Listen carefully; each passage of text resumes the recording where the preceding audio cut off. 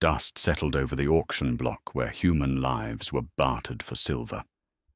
Jeremiah Caldwell, a scarred trapper who hadn't spoken to a soul in 5 years, only came to town for winter supplies.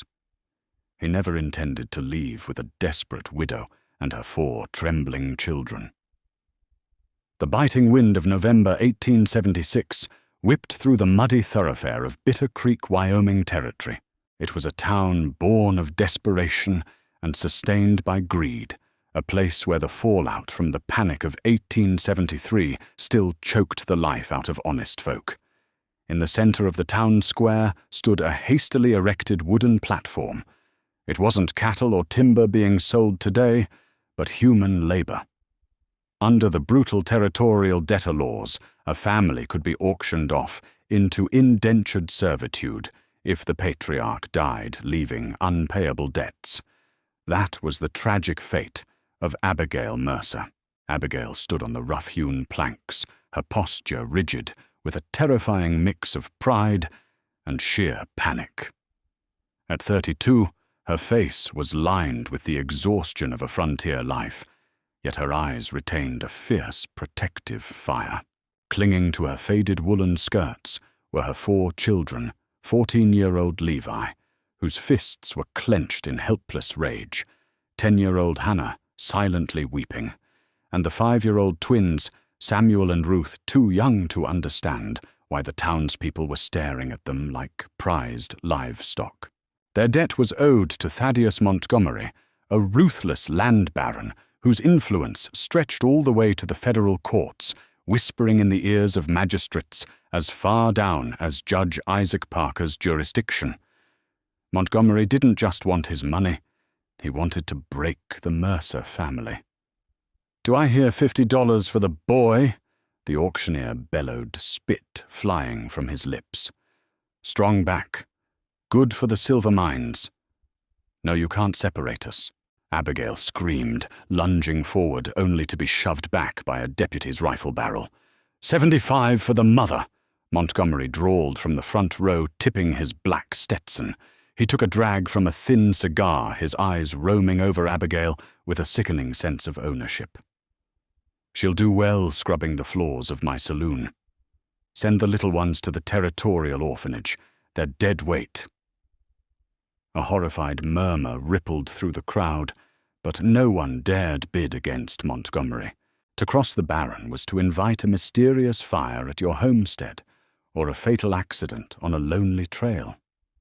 Standing at the very back of the crowd, shrouded in a heavy grizzly bear coat, was Jeremiah Caldwell.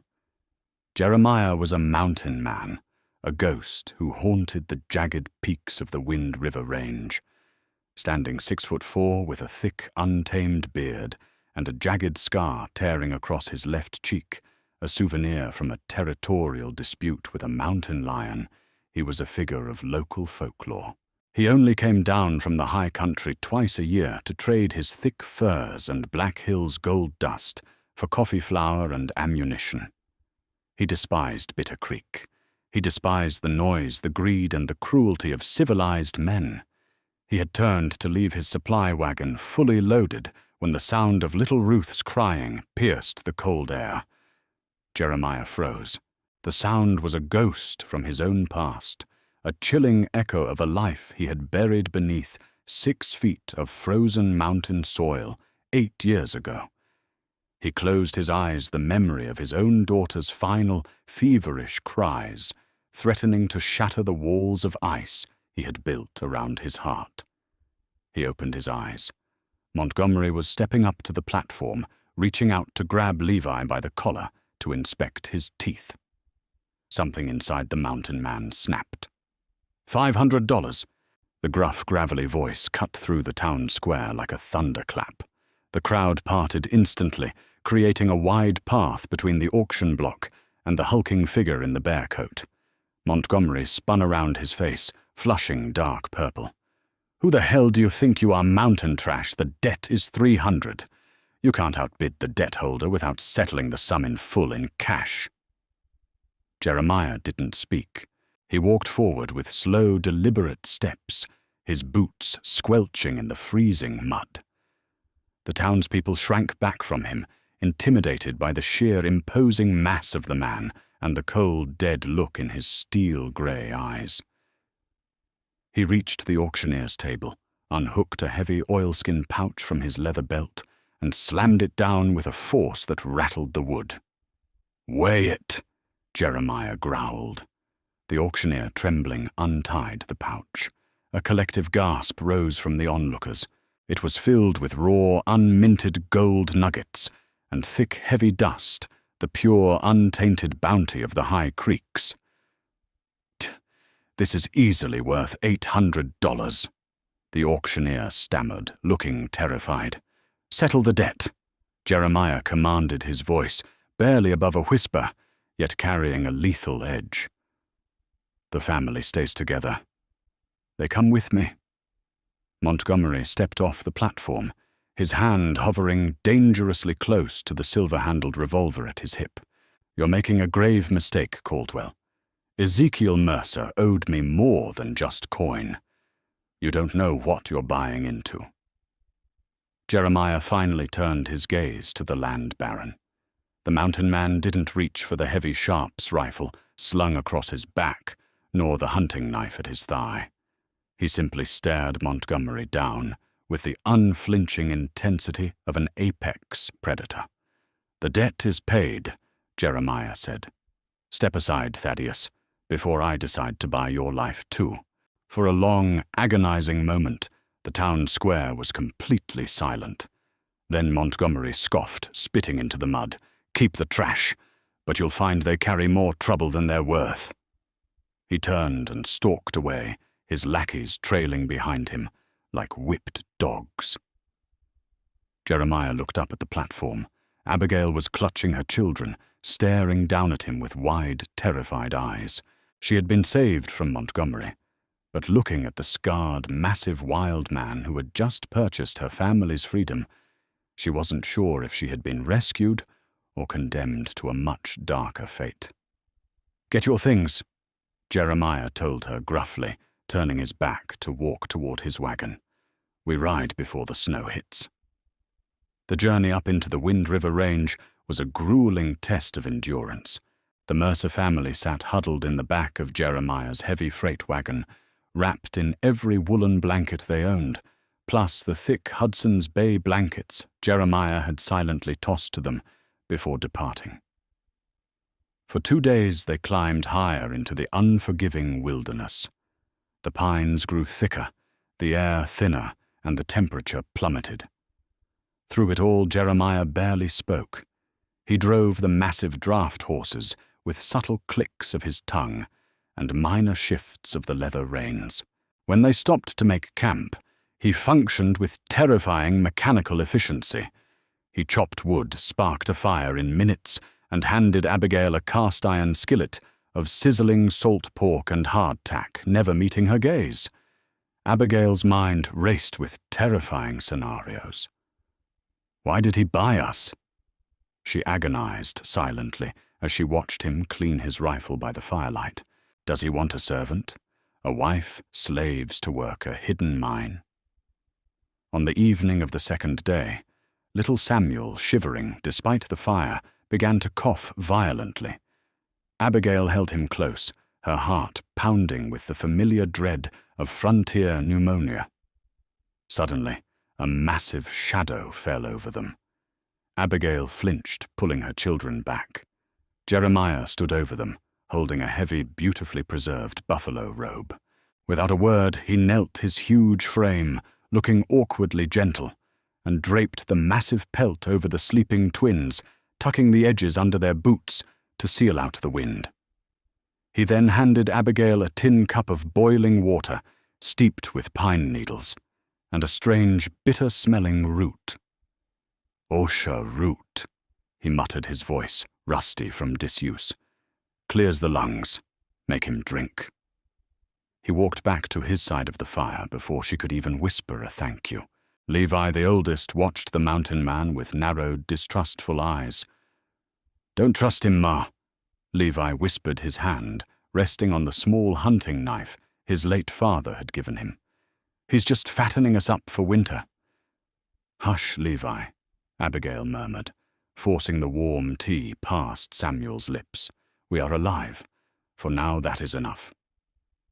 On the third afternoon, the wagon finally crested a steep ridge, revealing a hidden valley surrounded by towering snow-capped peaks. In the center of the clearing, nestled against a clear, rushing creek, sat a massive, sturdily built log cabin. It was a fortress of rough-hewn pine, with a slate roof and a stone chimney puffing welcoming white smoke into the gray sky. Jeremiah halted the horses. "End of the line," he announced. Inside the cabin was a stark contradiction. It was unmistakably a bachelor's den, smelling of wood smoke, gun oil, and dried tobacco, but it was immaculately clean. Traps hung neatly on the walls alongside dried herbs and massive elk antlers. "Take the main bed," Jeremiah told Abigail, gesturing to a large frame covered in furs in the corner. "Kids can take the loft. I sleep by the hearth." "Mr. Caldwell." Abigail finally spoke up, her voice trembling but resolute. "I must know. What do you expect of us? I will work. I will cook and mend, and my boy Levi is a hard worker, but I need to know the terms of our arrangement." Jeremiah stopped, unbuckling his gun belt. He turned slowly, his scarred face unreadable in the dim light. "You expect to be treated like property. You bought our debt. Under the law, we belong to you. The law in Bitter Creek is written by thieves." Jeremiah growled softly. He looked at the 4 children huddled together. A flash of deep, agonizing pain crossed his eyes, gone as quickly as it appeared. "There are no terms, Mrs. Mercer. You're here because Montgomery is a rat, and I don't let rats drown children. Keep the cabin tidy if you want. Cook if you want.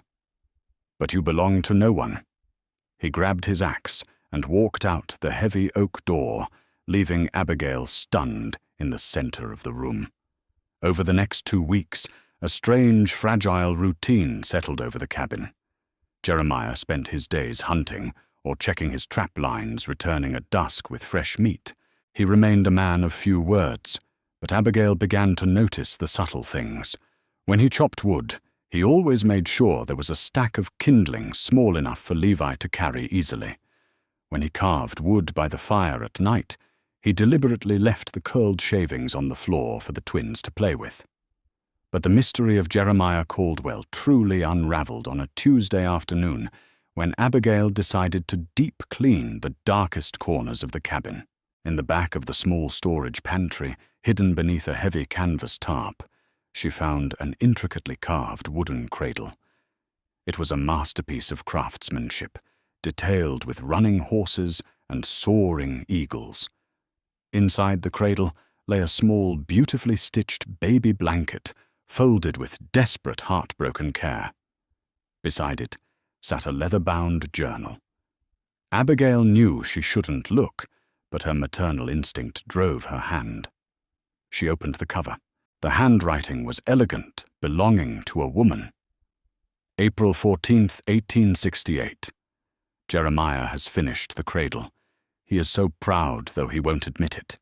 He sits for hours just touching the wood, whispering to my belly. He is the fiercest man I have ever known, yet with us. His hands are made of feathers. I pray this winter fever breaks soon. I feel so weak, but Jeremiah's strength keeps me anchored to this world. The entries stopped abruptly 3 pages later. Abigail felt the breath leave her lungs. She walked softly to the back window of the cabin, wiping away the frost. Through the glass, she looked out toward the edge of the tree line. There, half buried in the fresh snow, was a small wrought-iron fence enclosing 2 modest stone markers. Jeremiah wasn't a monster.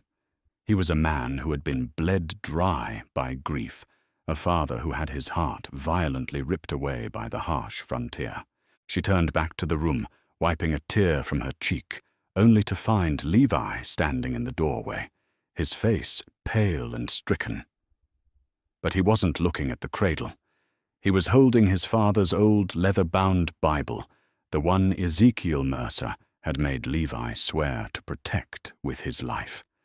The lining of the Bible's back cover had torn open. "Ma!" Levi whispered, his voice cracking. He held up a thick, folded piece of parchment that had been hidden inside the leather. "I found this in Pa's book. It has Montgomery's name on it." Abigail took the parchment. Her eyes scanned the legal jargon, her blood turning to ice. It wasn't a debt ledger. It was a federal land deed, registered to Ezekiel Mercer for a subterranean silver vein located directly underneath Montgomery's newly built town bank. Montgomery didn't legally own the land his fortune was built upon. Ezekiel did, and by extension, Abigail and the children did.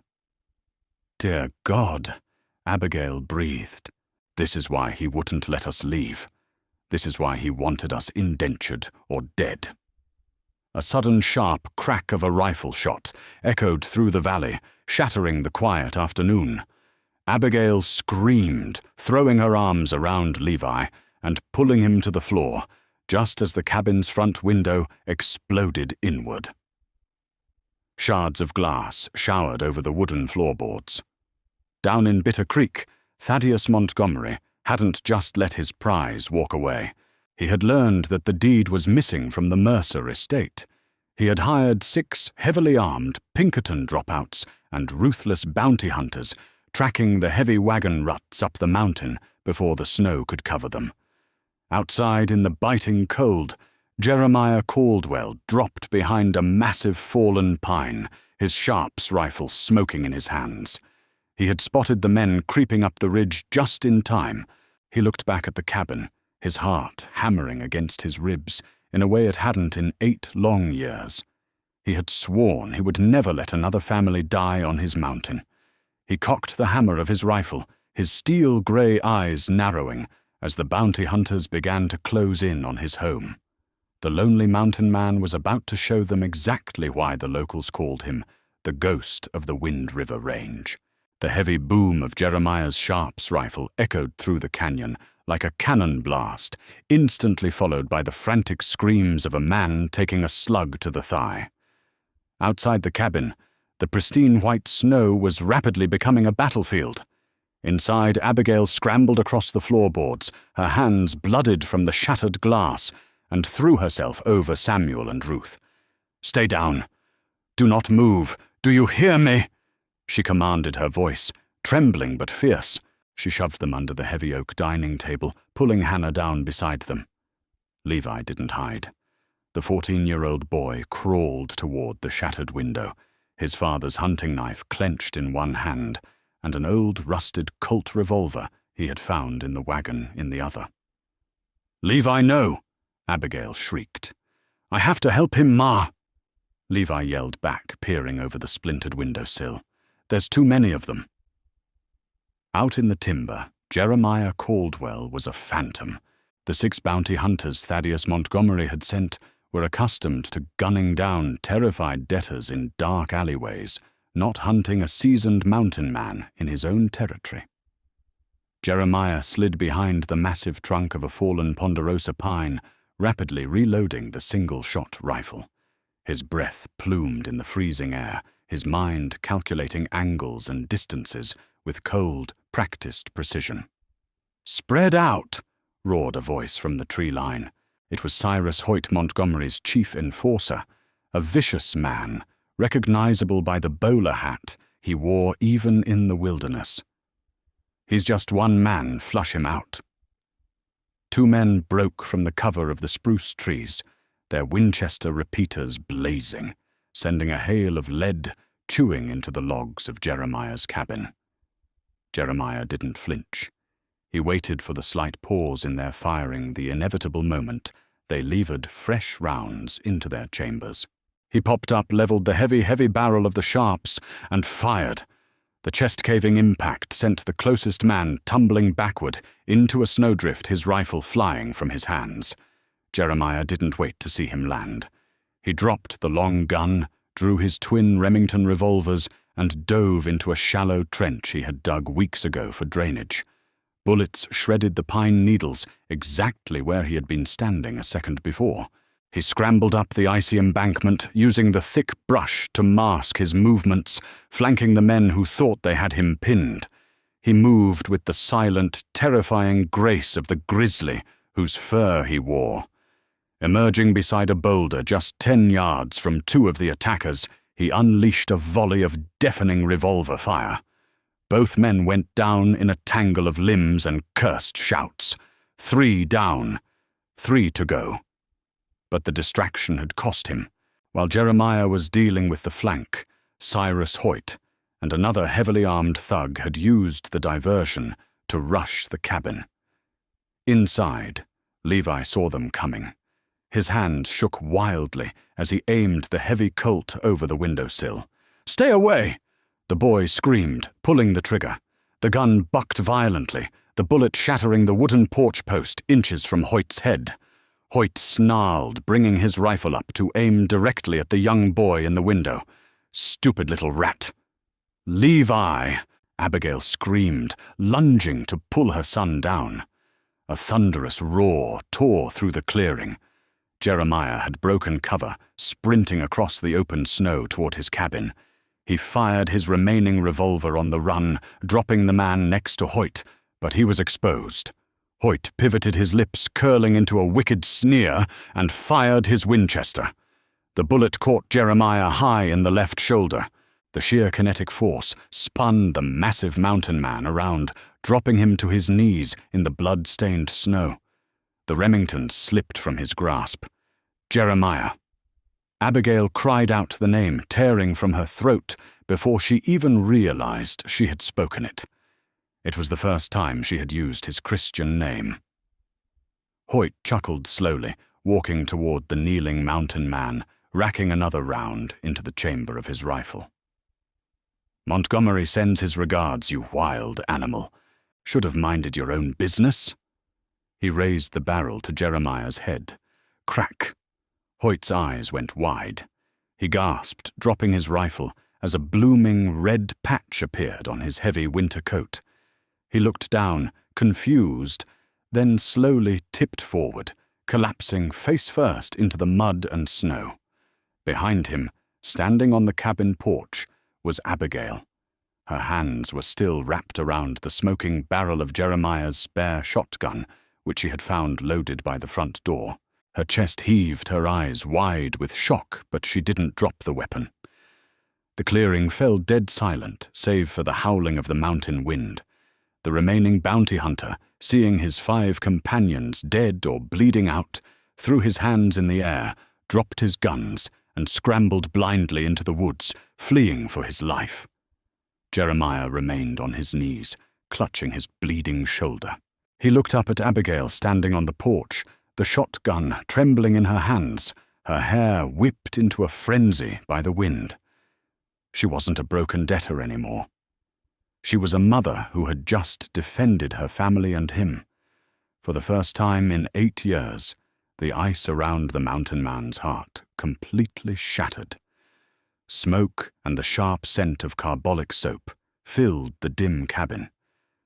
Jeremiah sat rigidly on a wooden stool by the roaring hearth, his massive, scarred torso glistening with sweat.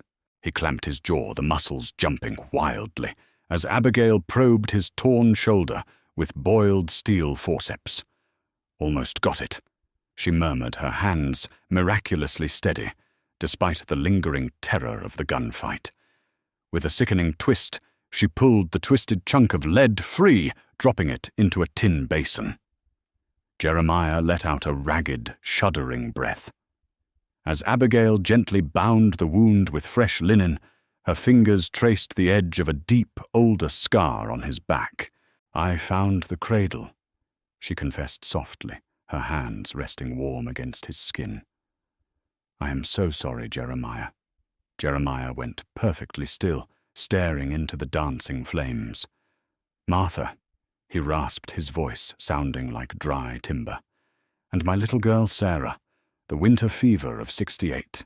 I dug their graves through 4 feet of mountain ice. I swore I'd never let myself care for another soul. The mountain takes everything. Abigail stepped around the stool, kneeling to force his evasive grey eyes to meet hers. The mountain didn't bring us here. You did. You bought our lives, and today we fought for yours. Reaching into her apron, she produced the folded, blood-smudged parchment Levi had discovered in the family Bible. She placed it into his massive, calloused hands. And now we fight for our future. Jeremiah unfolded the document with his good arm. His eyes widened as he recognized the federal seal and geographical coordinates. This is a federal mining claim, directly under Bitter Creek. Montgomery doesn't own the town. Abigail stated, her voice hardening with newfound strength. My late husband did.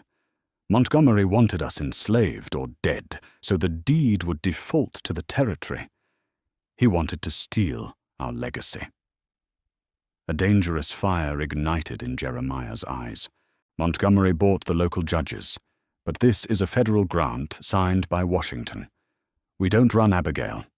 I know a man, a U.S. Marshal out of Cheyenne, named Frank Canton. He is a hard, strictly federal lawman who hates Thaddeus Montgomery more than the devil himself. If we get this to him, Canton will ride down on Bitter Creek with the United States Cavalry. 2 days later, under the cover of a moonless night, Levi mounted Jeremiah's fastest horse. He carried the oilskin-wrapped deed and a sworn affidavit. Bypassing Bitter Creek entirely, the 14-year-old rode 30 miles east to a remote railroad telegraph station, wiring the message directly to Marshal Canton's private office. The frontier justice was swift and absolute. 3 weeks later, the spring thaw was melting the mountain snow when a traveling trapper brought the news. Marshal Frank Canton had stormed Bitter Creek with 10 federal deputies. They raided the saloon, seized the ledgers, and when Montgomery reached for his silver-handled revolver, Canton shot it straight out of his hand. Montgomery was now in federal irons, bound for a penitentiary in Leavenworth. Bitter Creek and its vast subterranean wealth legally belonged to the Mercer Trust. Abigail was suddenly one of the wealthiest women in the Wyoming Territory. That evening, the air carried the warm promise of spring. Jeremiah stood on the porch, his heavy saddlebags slung over his good shoulder. His horse was saddled and ready. Abigail stepped out, her heart plummeting. "You're leaving." Jeremiah wouldn't look at her.